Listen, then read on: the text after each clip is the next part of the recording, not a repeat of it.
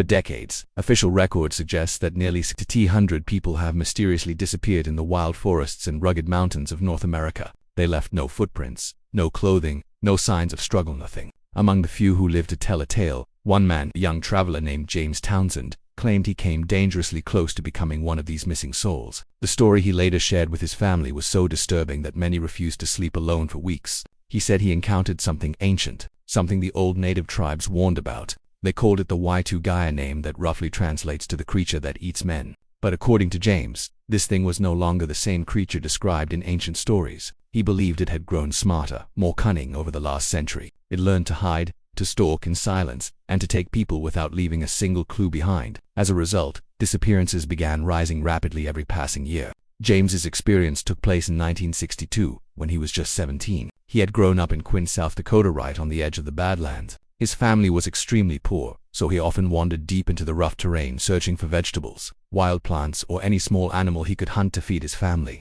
That summer was hotter than any he could remember. Their home had no fan, no cooling, only the unbearable heat. So early one July morning, as usual, he grabbed a jug of water, a few scraps of food, and started his 12-mile walk toward the Badlands. The road was strangely quiet that day, too quiet, almost like everyone had vanished. An eerie silence hung over the land, a silence that James later said was the first warning he ignored. When James finally reached the Badlands, he began searching for anything useful, wild vegetables, plants, or occasionally fresh roadkill left behind by passing vehicles. But that day, no matter where he looked, nothing seemed alive. Not a single bird, not a rustling in the bushes.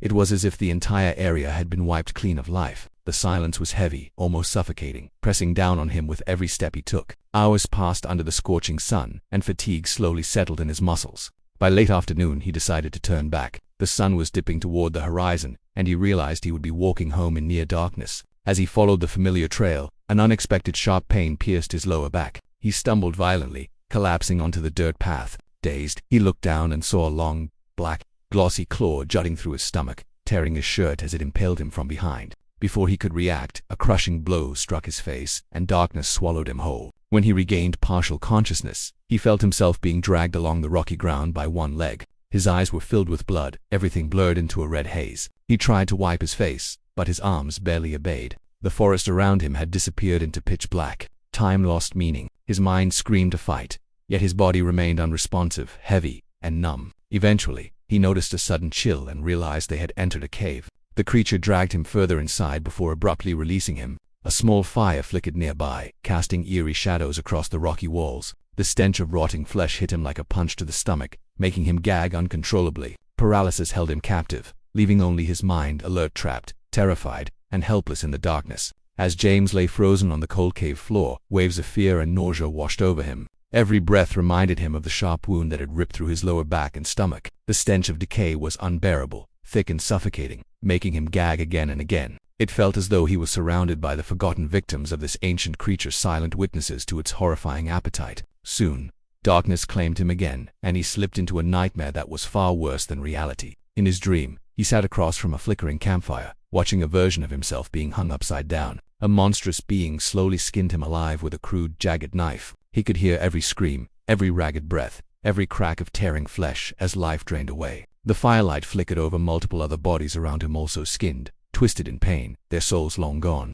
He felt their terror as if it had become his own. James could not move, could not intervene. His mind raced while his body remained paralyzed. Minutes or hours passed, though time had no meaning. Eventually, a loud commotion jolted him awake. He could move his head slightly and squinted through the blood in his eyes. Two dark figures were locked in a violent struggle. One fell, limp and lifeless, while the other thrashed wildly, claws and teeth at work, screaming in agony. Tears streamed down James's face as he realized he could be next. Panic gripped him like a vice, freezing him again. Slowly, he began regaining control over his limbs. Sitting up cautiously, he noted the fire had died down. The cave was dark, silent, and full of unknown threats. He knew he had to remain still until sunrise, when the faint light might reveal whether the danger had passed or if more monsters lurked nearby. Those long, silent hours, waiting for the first light of day, were the most terrifying of his life.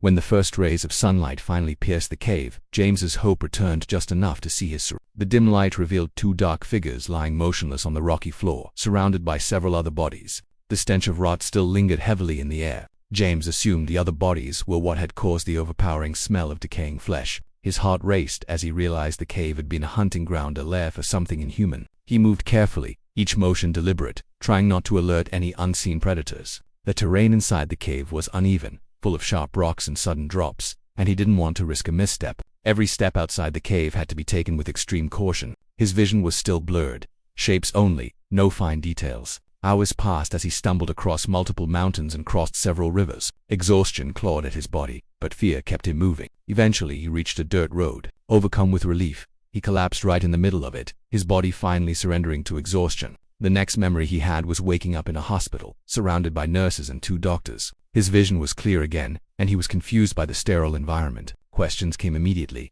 his name, how he had ended up on the road, and the massive wound in his back. The doctors explained he had narrowly escaped death, his injuries having missed vital organs by inches. James hesitated, unsure if he should tell the full truth about the horrors he had endured. In the end, he chose to lie, claiming he had been scavenging for food and had been impaled by a fallen log. What shocked him most was learning where he had been found: Wai-To-Gae, Nebraska, nearly 50 miles from where he had last been in the Badlands. He had somehow survived an impossible journey, dragged far from home by an unknown terror. His parents were notified and rushed to the hospital. Desperate to know what had happened, James kept the true story to himself, unsure even then whether he could fully comprehend it. It took several weeks for James's body and mind to recover. Once he felt strong enough, he decided to tell his parents the truth about what had happened. He recounted every terrifying detail: the claw, the dragging, the cave, the fire, the stench of rotting flesh, and the monstrous figures he had witnessed. His parents listened in silence, disbelief written all over their faces. Even to this day, James isn't sure they fully believe him,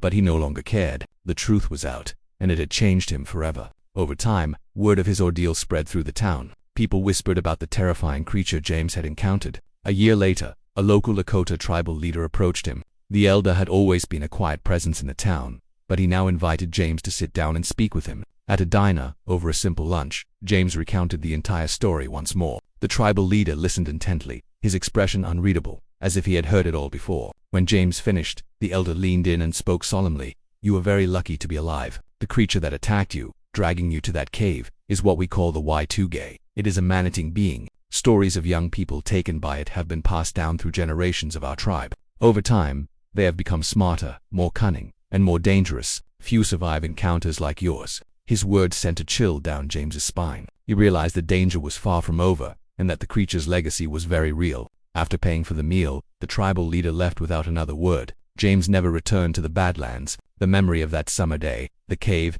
and the creatures within haunted him for the rest of his life. He learned one thing: some horrors exist beyond explanation, and some truths are too terrifying to ignore. From that day forward, James avoided the Badlands completely. The thought of returning to the cave, the claw, and the fire-lit horrors was unbearable. Even years later, he would wake in the night, drenched in sweat, replaying the nightmare of being dragged and surrounded by skinned bodies. The experience had left an indelible mark on his mind and soul, a constant reminder that some creatures lurk just beyond human understanding. He tried to move on with life, but the memory never faded. The town whispered about the events, though few truly believed the details. The story of the Wai-To-Gae became a local legend, a warning to those venturing into the Badlands or any remote wilderness. Yet, James knew the truth: these were not mere stories to scare children. They were real, cunning, and lethal beings, growing smarter with each passing decade. The thought of anyone else encountering them sent shivers down his spine. Over time, he occasionally shared his story with close friends and select family members, emphasizing the dangers of venturing too far into the wild.